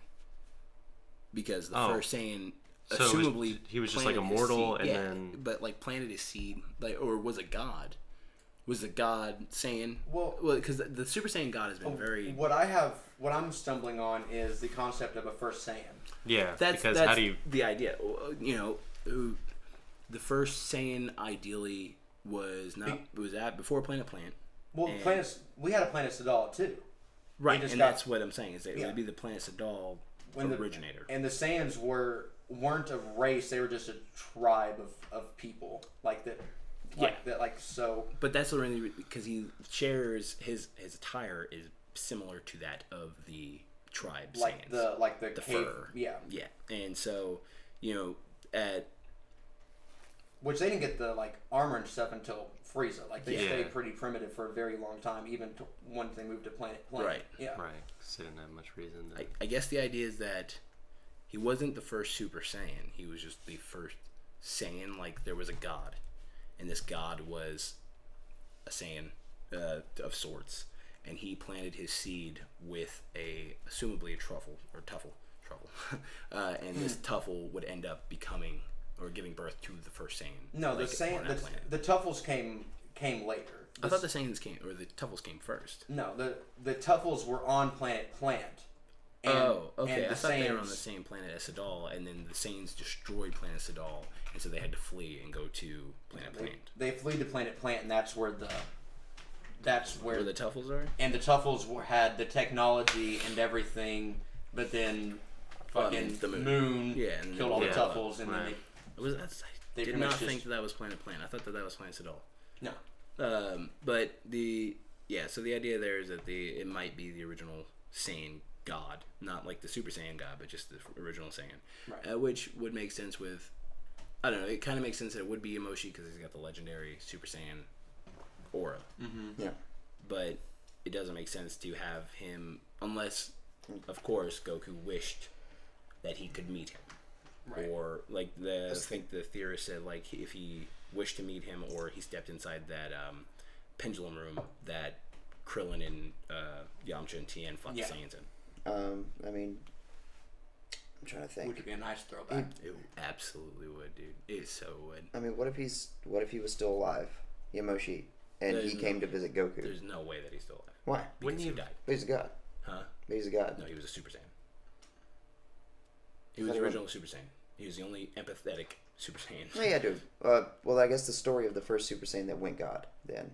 Well, I mean, that's the thing, is that... A Super Saiyan god isn't a god, though. Yeah. It's tapping into God's ki, but they're not immortal. They're not, Yeah, I mean, there had to be a way to perfect it and become a god then. Well, that's what it was. Is that Yamoshi went Super Saiyan for the first time. He's the first ever Super Saiyan because he was the only kind-hearted Saiyan on his planet. And then apparently all of the Saiyans and all of the Saiyans' enemies didn't like him, and so they wanted him dead. And he spent the last of his life fighting them. And while fighting them, died in battle and basically told King Yama spiritually, I want my power to be everlasting until 5 of my kind are able to be as good as I am, and then my power will go to the one they chose. And so that's why Goku has the background voice. But that doesn't... What if Yamoshi comes out of Goku then? Hold on, though. That's not why, though. Because... Why he has the second voice? Yeah, because that's just a thing that the Japanese version does. If you watch the Japanese version, it's to show more power, right? Yeah, but you watch the Japanese version of Gohan fighting Cell. Yeah, he does that thing when he transforms to Super Saiyan 2 for the first time. Right. And Goku does it. I think the first time that they do it was when Goku is fighting Piccolo, and he does the monkey, the fist, or through his stomach, which is not the Dragon Fist. No, it is not the Super Dragon Fist. It is just the coolest fucking attack he's ever done. Yeah, it was super dope, and he even did that King Piccolo. It was King Piccolo. He had the roar of which I mean, I guess I could see that being the same as the Ultra Instinct deep roar that he had. It's very similar. Is it? Originally it was a Zaru roar. Yeah. You heard the blatant roar, but now it's just the raw power roar. Right. You hear the depths of his power coming out of him when he screams. And I mean, I can't see it doesn't make sense for Ultra Instinct, and I never heard it with God or Blue. No, you did. With Ultra Instinct, there's a specific way deeper tone that's coming out of it. There's two things about it. With Super Saiyan God originally, whenever he says, "I will not let you destroy my planet," you hear it. And there's just a giant echo in that. And he's just, whoa, behind him screaming. There's a secondary voice, and while he's fighting Beerus, and he's like, "I give up. I'm not as strong as you. It's crazy, whatever." Mm-hmm. And he's like about to fall. In the TV show or in Super, the anime, he says that the voice of there's a voice that has spoken to him clearly, and he knows that now he must defeat him, and that's when he throws back a Kamehameha at Beerus. He blatantly says like that he heard another voice, and it could be interpreted as that, or it's probably more likely to be, the people that I care about, right? I hear it loud and clear now. Like I can't. Was it after that scene? It's immediately following it. Okay, then yeah. So the interpretation is that, but there's also wiggle room if you want to have wiggle room. Right. I mean, if you want to take it out of context and just do that one thing, then yeah, it can definitely be by you. Unless it's just been like an underlying thing this entire time. But like I said, you didn't hear it with Blue. There was never a time where I can think of that I heard it with Blue, but I definitely heard it with Super Saiyan God. Him flying, especially in Battle of the Gods, him flying. That was such a good scene. Oh man! I will not let you destroy my planet. And it's funny though, is that I love the Japanese voice actors all the time, but the only part that I actually really enjoy Sean Schemmel is that, because it just feels so much like he's good at yelling. He's so good at yelling, dude. But that's how we'll lead into that. Is that I like his rosé. Did you watch 56? Don't shoot! He's not black. Oh my god! That the feeling that I got from watching Super, there was a lot of I'm gonna hit you right in your feels moments, and that's why the reason I bring it up is because you said Schemmel was so good at yelling, and I started thinking about Super Saiyan. The flickering Super Saiyan hair that was cool with Frieza and them going cheek to cheek, dude. No, the minute he said "throw me." Yeah, I got so hyped, dude. Right. I'm in the bed. I was up there, they're about to go fucking nuts on this dude together. Oh yeah, dude, I'm sitting there and they had such good combos. They did. They killed it. Fuck. And they're both so used to fighting each other. It seems now that they know how to fight with each other. They know how to fight with each other. And dude, no, whenever they teased me on the fusion. Whenever he said he's fighting alongside Frieza and Vegeta started. Oh my god, that face! He's just motherfucker. That fucking eye twitch. Yeah, how is he able to fight with him so in sync, but I can't? It disgusted him. I think it's the fact that Kakarot's fighting with Frieza. Yeah, right. Absolutely. 100%. It's you can't do that. It's blasphemy. You know what I mean? Yeah. But he's my fighting partner. I was laying in my bed watching Super on Verve, and I'm watching it on my phone, and Holly was laying next to me, and at one point in time I started doing this.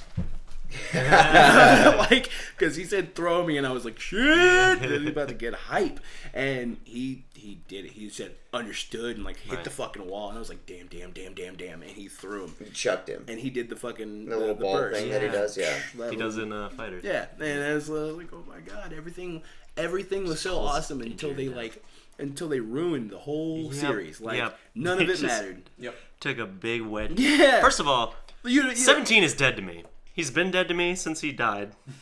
But now I want him dead to me. Right? That was a good line though. Whenever Goku got up and put his energy into the barrier, and he was like, "You can walk," and he's like, "Say the same thing to you." It's yeah. Thank you for the callback. Right. A lot of people feel that way about it, but man, dude, you take everything that I have. How do you? There was an episode of Family Guy where Brian dies, and then the next 3 episodes with a new dog named Vinny, and then Stewie had got rid of his time machine, so there was no possible way for Brian to come back until he met a past him and was able to use his time machine and go back in time. So they just retconned the rule they made for exactly. themselves. And at one point, he said he did another thing where he was just using a helmet and was whenever he kills Lois. Whenever Stewie kills Lois, he's not huge middle finger. Yeah, it's probably just a huge middle finger to all the audiences because none of it actually mattered. Right. And he in the scene he's like, fuck him. Yeah, that's exactly what it felt like happened. Yeah, and I get that Dragon Ball doesn't usually have permanent consequences. There are sometimes that it does. We talked about 16 never fucking coming back. 16's gone. 17 was gone for a very, very long time. Yeah. She absolutely still has the schematics to rebuild him. Right? Do you need him? No. I mean, about as much as I need fucking 17. If I want to see a Super Saiyan 2 Gohan again, maybe. That's the only way. No, I mean, not unless you're in the BoJack movie. Because that's what I feel like they're going to end up doing with the Super movie, is like, oh, here's another reason for him to go Ultra Instinct again.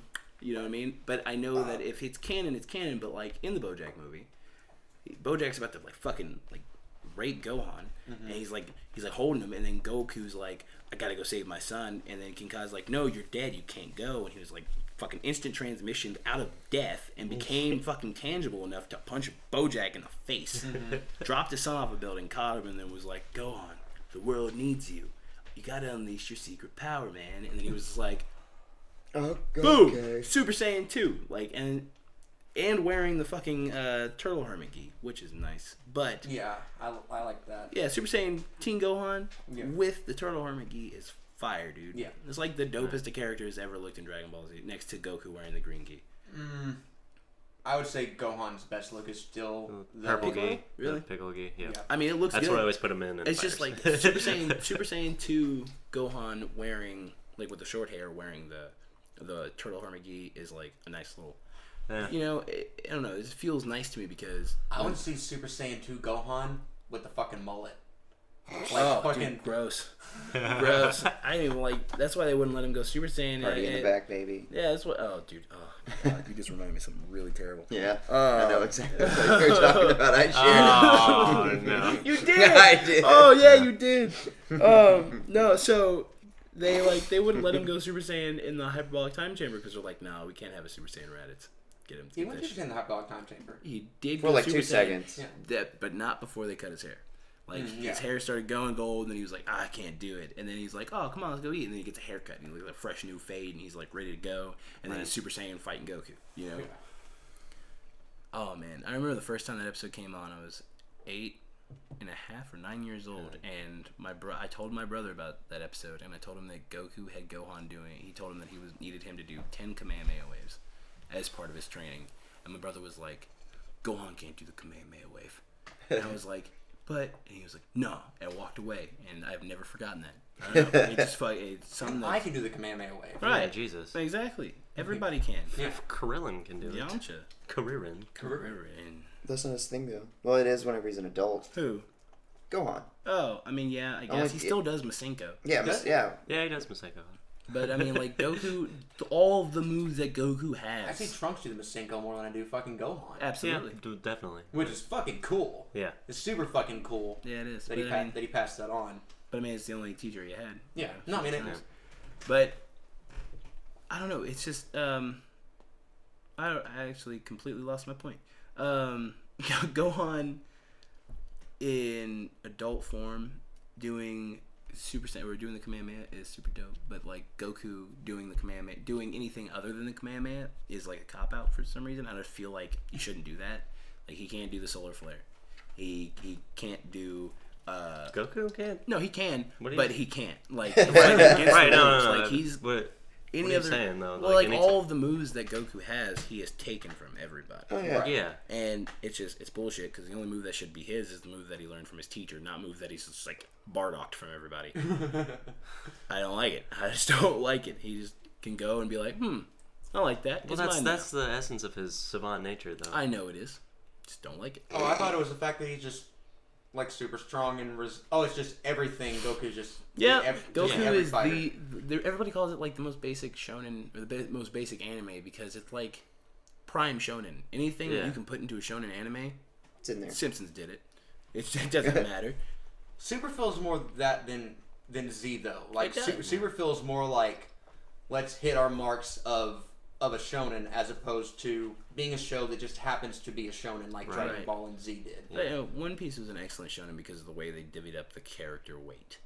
It's like, yeah, Luffy's always going to take out the strongest. It's just the way it goes. And if he can't, he's going to because his friends are in danger. Yeah. Right. You know, and that's but the story doesn't always necessarily hinge upon that exactly. fact. Yeah. Yeah, and that's what ruins a lot of Dragon Ball moments for me is that, like, most of the time it's like... They've shoehorned it into where if the final conflict is Goku versus the big bad. Exactly. It's like any point in time... And they make that joke in Abridged whenever he's just like, oh, Goku, you're coming up first? you sure you don't want to let anybody else go first? Like, yeah, it's exactly the way it always goes, and I really dislike it about Super, but I don't know. It just feels like it's as prominent in Z and Dragon Ball as we remember, though. Like in the movies, absolutely. Well, but there's a lot of times where Goku gets his shit knocked out and it's taken. Like the Vegeta fight, the Cell fight. Well, let's look at the big bads of all of Z. Vegeta, Frieza, Cell, Buu. Yeah. Goku took out 2 of them. One of them not really, since Trunks actually took out Frieza, at least as far as Z is concerned. But I mean, Goku beat him. So, right. But we'll give. I mean, Gohan beat Vegeta. Yep. Gohan beat Cell, and Goku beat Frieza and Buu. So he didn't really beat Buu. Yeah, he didn't really beat. Everybody beat Buu. Everybody beat Buu. Mr. Satan beat Buu. Right. Yeah. But just happened to be, living vicariously through Goku's hands. Goku's the mascot and the hero, but he's not the hero of the day as much as we remember him being, because the movies are very much. Yeah. It's always, it's going to be a spirit bomb or a big Kamehameha wave to end this big fight. Right. I mean, that's what happened at the end of Super, Yeah. Somebody had posted, last night, the end of 131 is Goku wins the fight. And I was like, nah, I know that's not it. I'm going to go and watch it, but I know that's not it. You're just being an asshole. Right. And go and watch it, and then sure enough, it's Frieza and Goku. You know what I mean? Which Goku wouldn't have been able to do shit. Goku would have died. Not died, but, would have been kicked off. Right. And then he gets up, but maybe it's this, every time that Goku wins a battle, it's just some asshole that's just like, hey man, good job, you did good, kid. And it's like, hey, I did this first, you were down, but you're just like, you didn't fall off, asshole. And then he's like, oh no, I'll see you again. And then Jiren's like, I can't make acquaintances, even though he kept his promise. It's like, no, he didn't. He absolutely did not. 17 did some good shit. Right. And then you're just like, yeah, Son Goku. And everybody's like, thanks, Universe 7, and flagship. Okay. Before we get to that, I want to say one good last positive note about this episode. Don't say animation. The animation was good. Don't say animation. But as I've said before in the group chat, I can't give a show praise for animation when an episode is good, but the rest of the episodes suffer from it. Yeah. Have a bar and raise the bar, but don't lower the bar so you can raise the bar later on. Yeah, I mean, if you legitimately have filler episodes, feel free. Right. You know what I mean? But as far as it goes, you have an entire arc that is dedicated to these characters. Mm-hmm. Make those characters look the same every time. I mean, the animation for the past 2 episodes was fucking phenomenal. But as told you, very different. It's the first and the last episodes of any one shot or any arc. It's the best, and then fucking they fill it in, and then they have the last episode, and it's fucking. There might be a few sprinkled throughout. They're these are important episodes. Yeah. The Ultra Instinct episodes have a little bit more attention to them. They did, especially the first one. The first Ultra Instinct episode. And you're right. Same with Kefla too. The Kefla fight. Man, I fucking still love that moment the most. I think that's my favorite moment. That was probably the best Super Bowl. Or Christmas that Kamehameha wave. That Kamehameha wave. I mean, they did a triple take on it. Yeah. And every time she's just like, oh fuck. And he put it to her, dude. Mm-hmm. He put it to her hard, and she just fucking ate it and kept going, and was gone. But no, what I was going to say that I actually really love is the very last shot, or the very last sequence with Goku and Vegeta. With Blue. Because I've always wanted to see a proper rematch. Art comes in threes. There needs to be a third match between Goku and Vegeta. Other than Majin? After the Majin fight, yeah. Them at the point they are now as rivals fighting each other. We're basically on even keel. It was assuming Vegeta can still tap into Royal Blue. Vegeta can't, which is apparently equivalent to Kaioken times 20. Yeah, so they're even keel again like they were back then. So I actually want to see that fight so bad, but just the idea of it makes me happy. Seeing them in their classic fucking pose. Yeah, that was nice because good bookend on their story. You don't get that backhand Vegeta anymore, dude. That turned hand like this. You don't see that, and it's such a pretty stance. It's a really impractical martial arts position, but it's definitely that doesn't actually. No, I don't think so. It definitely seems like a monkey style of fighting. That and it's that is generally it's ready. It seems ready to charge. What? It seems like he's in a position to What are you thinking, World Star? To go to like charge his opponent. They still tell you not to like have your arm tense like in any way, that if you were to put additional pressure on it, you would snap your ligament or like break your bone. I'm sorry, I missed that. Not important. I was judging Aaron. Oh, okay. Yeah. Speaking of judging, it looks cool as fuck, so I have no problems with it. Are you talking about Vegeta stance? Yeah. Yeah, it is pretty impractical, but for that stance, him having a fifth. Also, with the power he has, it's like it. Yeah, it doesn't matter. Yeah. But like, I don't know. There's some flaws with that. Him having a fifth ligament when he still had the fully controllable tail, that stance made sense because nobody's gonna be able to get behind him because he can control his tail fully. You know. Yeah. But now it doesn't make any sense, and also it doesn't make any sense because like I remember specifically at one point during a tournament, Goku didn't need to move; he just stood there. And Tien was like, holy shit, he's in the perfect stance. Nobody can get into him. Like, he, like, literally, like, he's just, like, standing there, like, I could fuck you up, like, looking at a guy. And Tien's like, oh, man, look at him. He's like, there's no way around him. He's perfectly defended for some reason because of he's able to, like, hit from any angle or some shit like that. That was in Dragon Ball. Mm-hmm. And, like, okay, so why do you need to have any pose anymore? Like, you have, like, the perfect defense, right? I understand these guys are faster or stronger or whatever else, but, like, you have the perfect defense. What more do you need? Well, I think what's predicated on that is that that's a flat arena. Right, but he's a martial artist. You think that, like, he would just, like, bend a knee and, like, be able to be like, okay, well, this is how I counterbalance for, you know, being on a rock. But there is no one perfect way to defend. That's not what they said.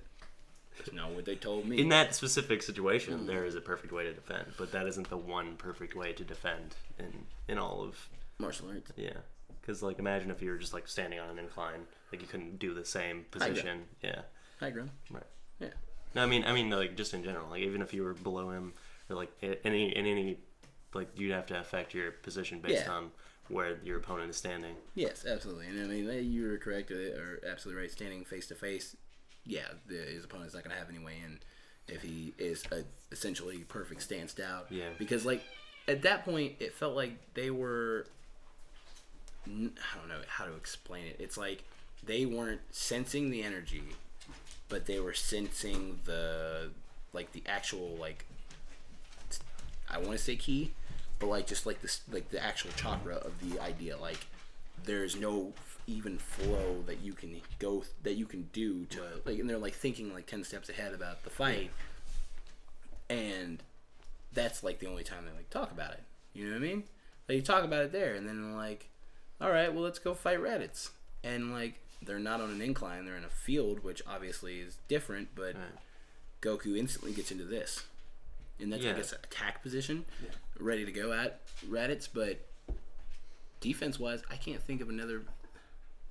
I mean, he did the same thing as Super Saiyan. Right. You know, the whole standing still, not having an opening thing. Right. Which, like I said, is just the whole like sensing 10 steps ahead. I don't know. It's weird. I think when Tien was making that observation, he was more just saying his technique and his form so excellent that his opponent has no way. Is at a disadvantage trying to attack him. Exactly. But like I said, he utilizes that same. Not necessarily being a stance. Standing still is a stance, but he does that while he's Super Saiyan. His opponent was at a disadvantage once again because of the power increase. Right.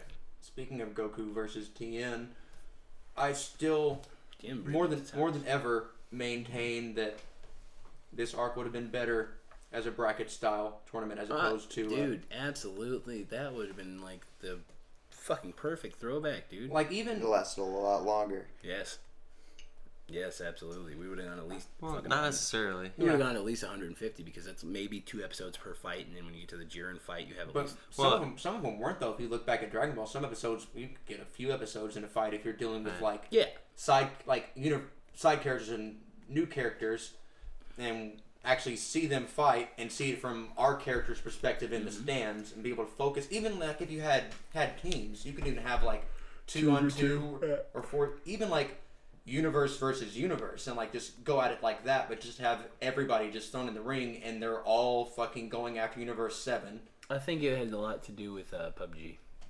They just they just wanted to have a battle royale. Yeah. Everybody wants a battle royale. Like battle royale. Fuck, I love Accepted. Such a good movie. God. And early Jonah Hill, man. You have to fight battle royale. Whatever happened to that actor, dude?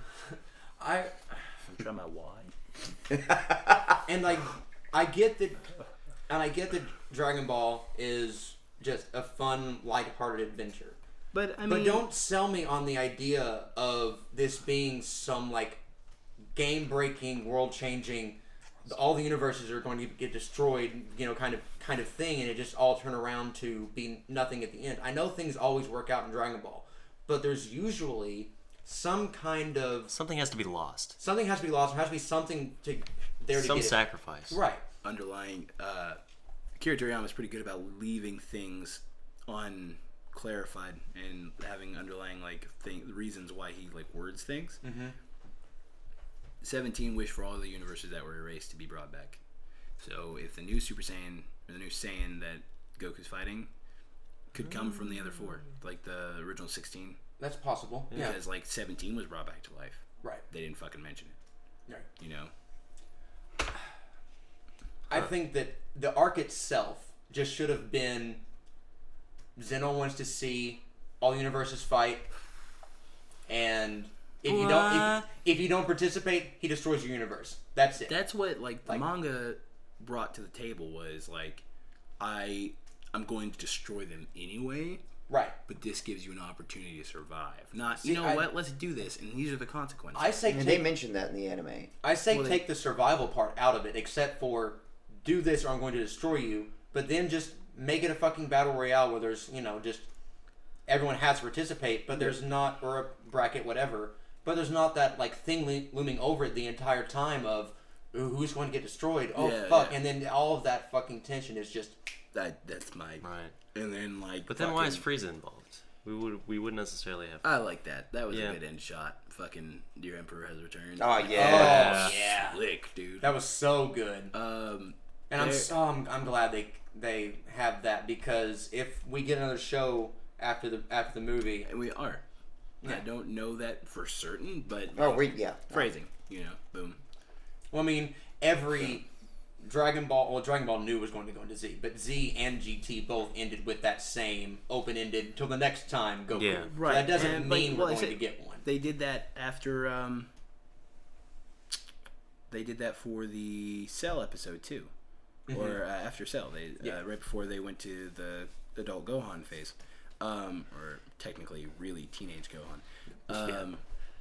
Really teenage. Yeah. Really teenage. It really fucking pissed me off. Okay, so before I get into that, they totally let into that pose, and there still being more to come from whatever. Mm-hmm. They released the trailer for Super 3 days ago, the movie. Mm-hmm.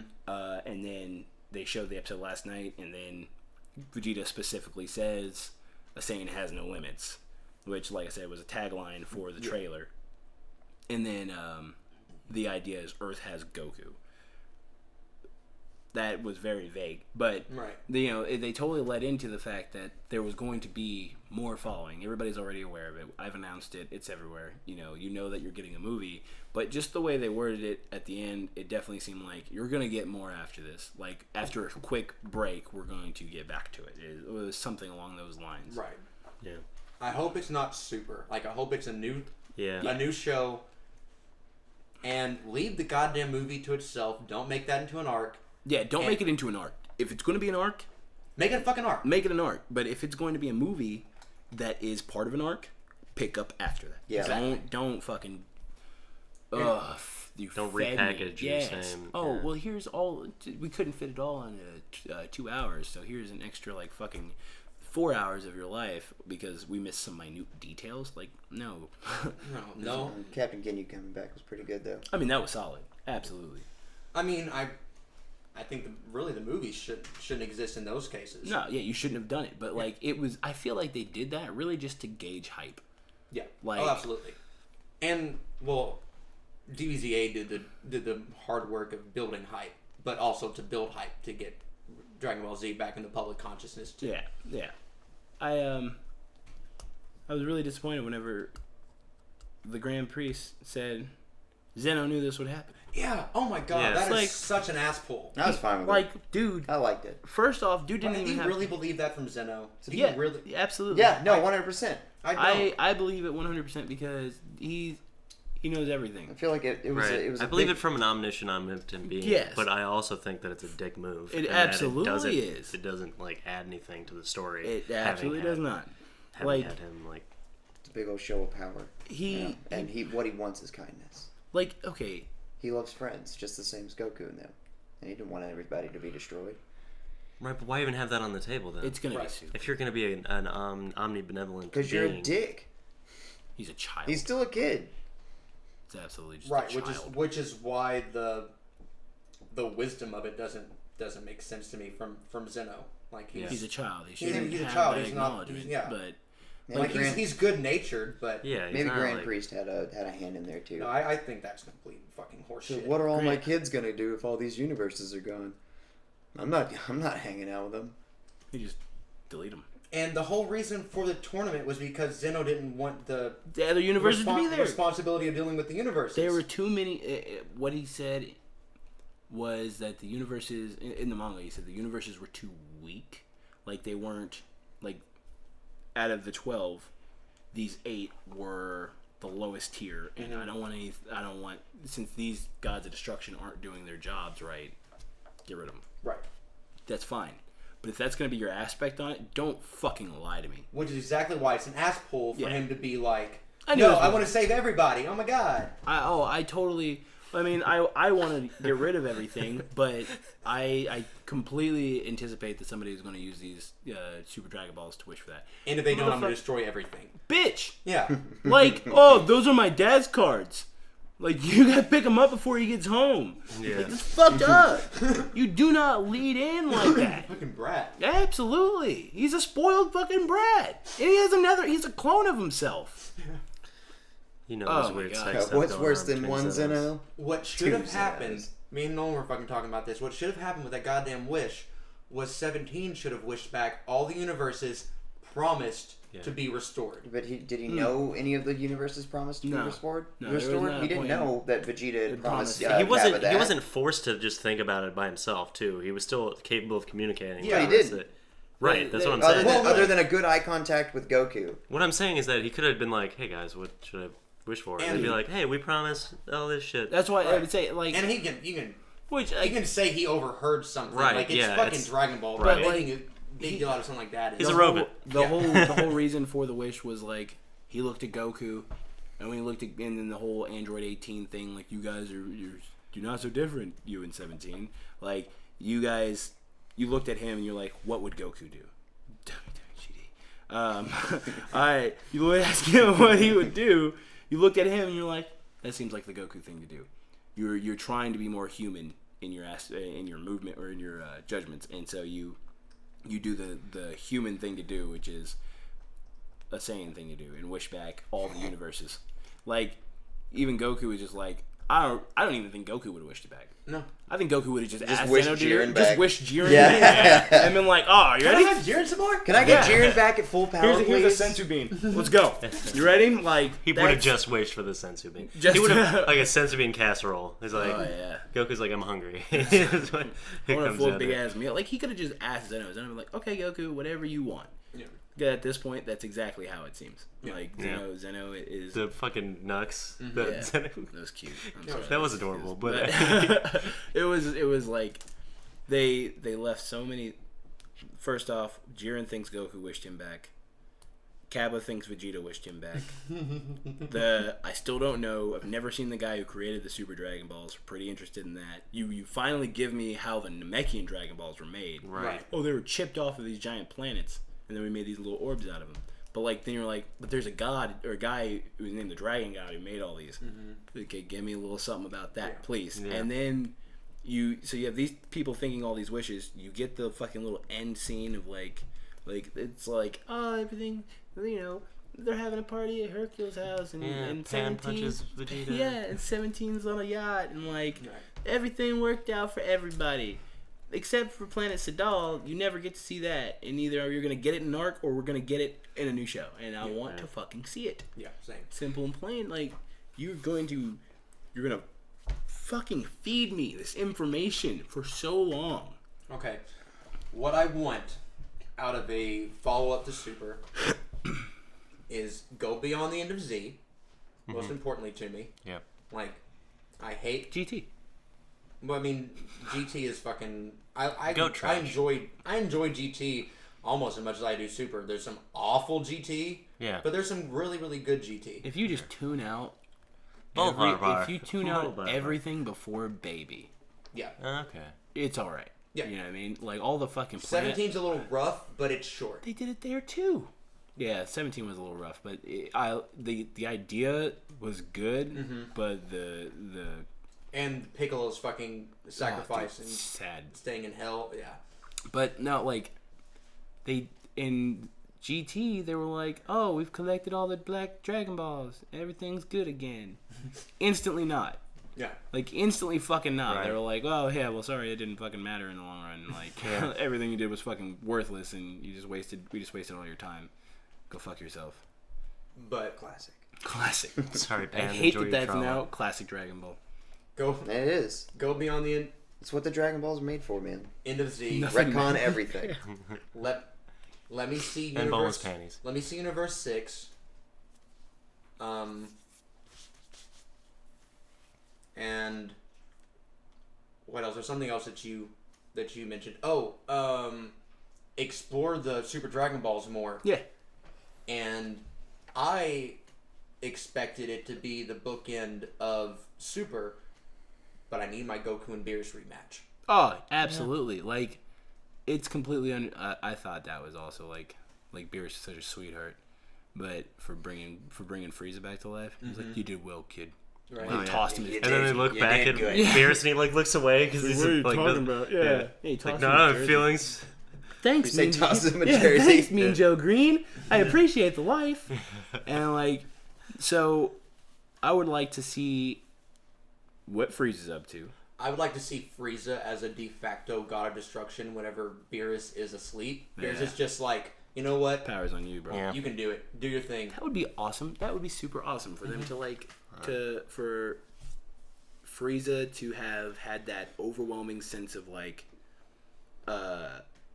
humanity to, like, to fight for the things that he cared about and, like, fight alongside Goku and, like, the trust that he put in him and everything else. The shot, he just wanted to be revived. He wanted to continue. I'm probably reading too much into it, but it was absolutely had everything to do with the shot. It was Goku and all of his friends standing next to each other, and then Frieza standing right next to Whis.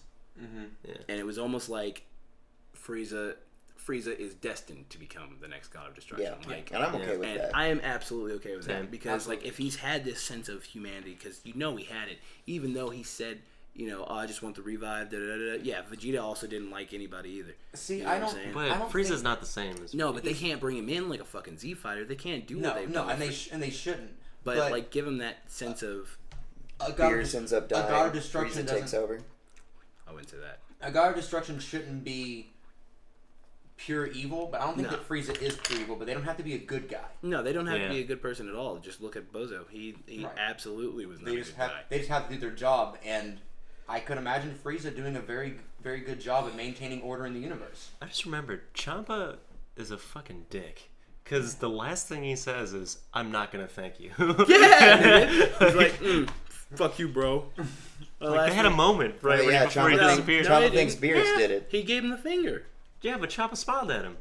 Ciampa gave him the finger and like, bitch, like he did this. Yeah, but I mean, it's like when you flip off your brother, it's like you're actually, it was a sweet.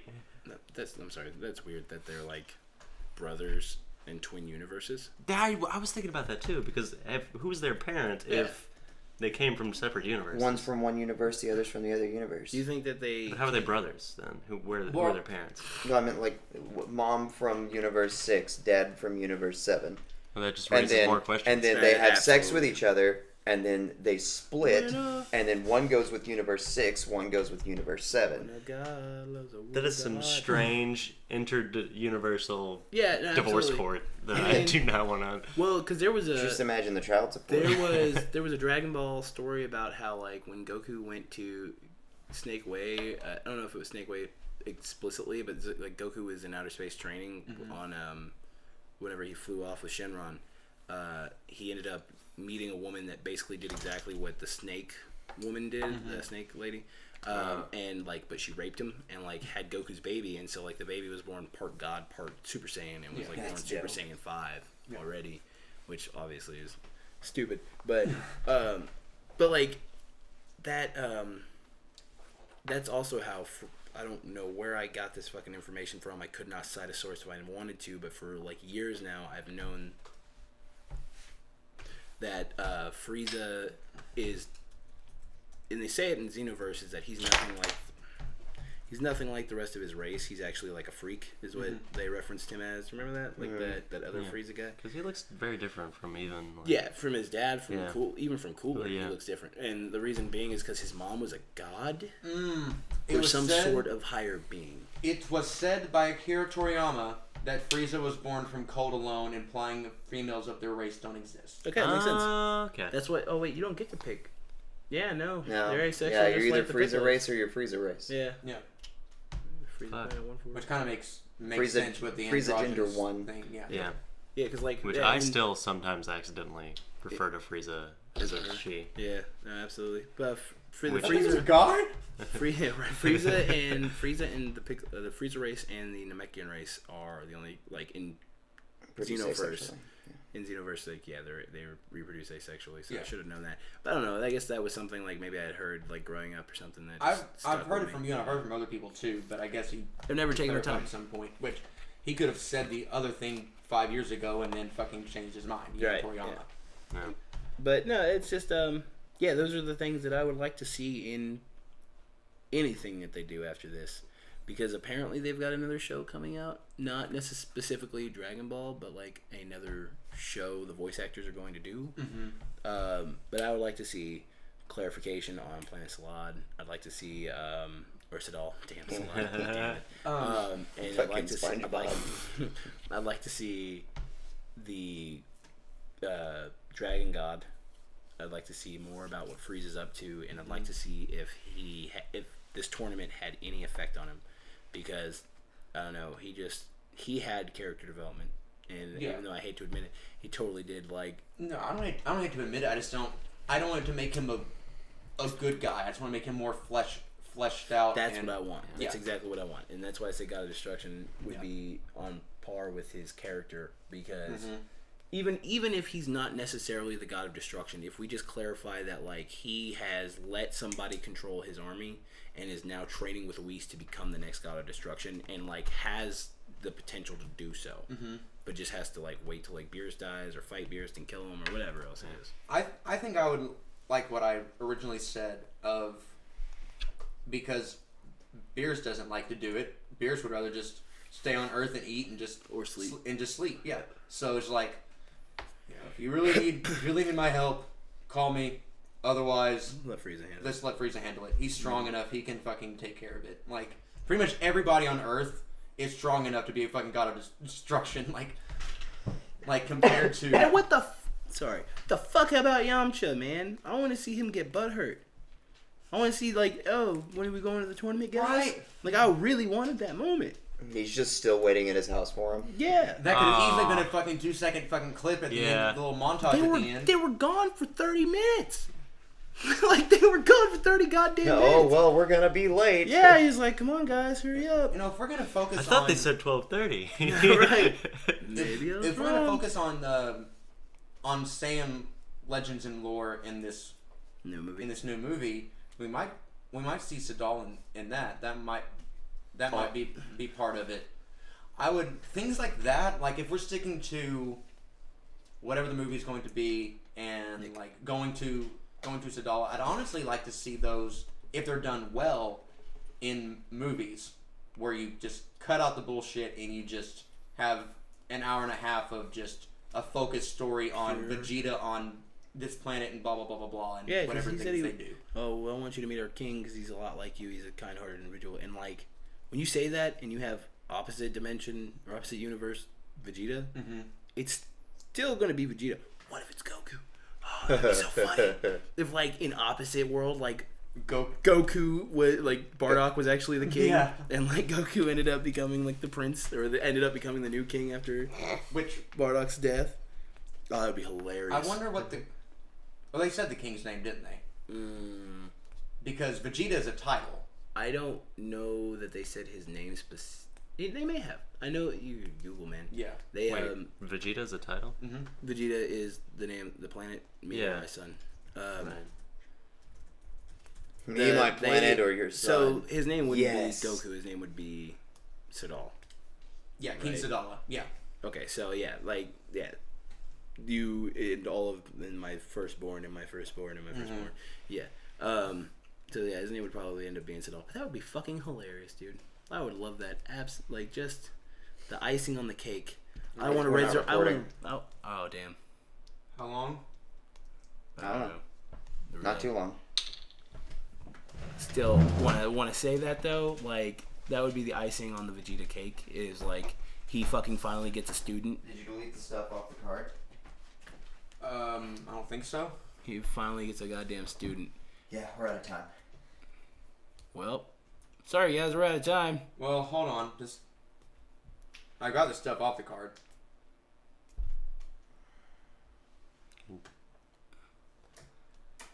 Nah, still though. Fucking great. Because he wanted to bring that planet back to life just to have another Goku. Shit's a goddamn brick.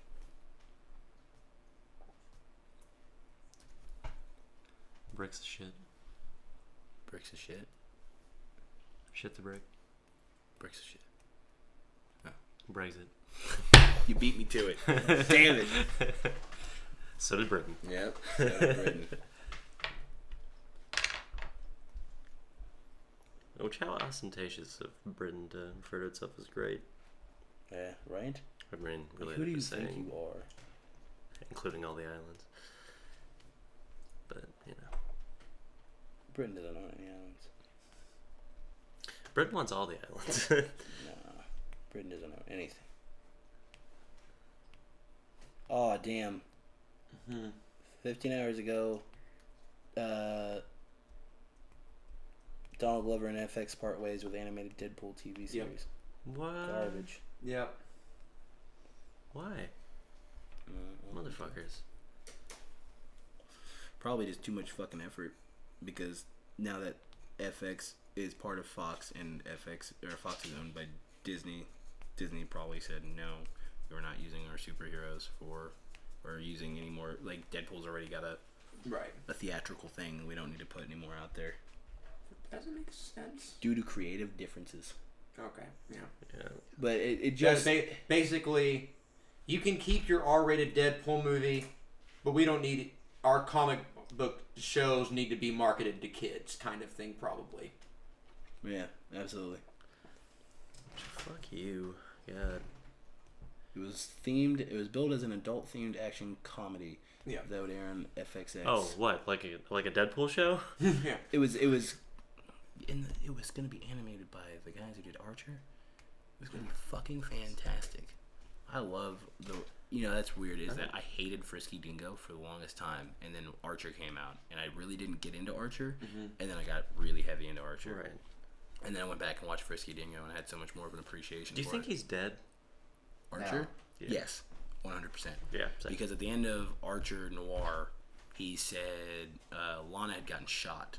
Right. Lana had gotten shot in the Ten Ring, and whenever she got shot, Pam said, "Do you think she's dead?" And he said, "Yes, goddammit, she got shot 7 times in the chest or in the center mass. Do you think that's?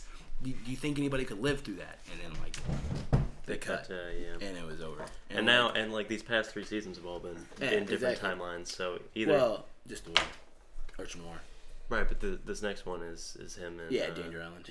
Yeah, Danger Island is, and it's like him in 19. We're gonna wrap it up. 19. Right, and there's gonna be one more season.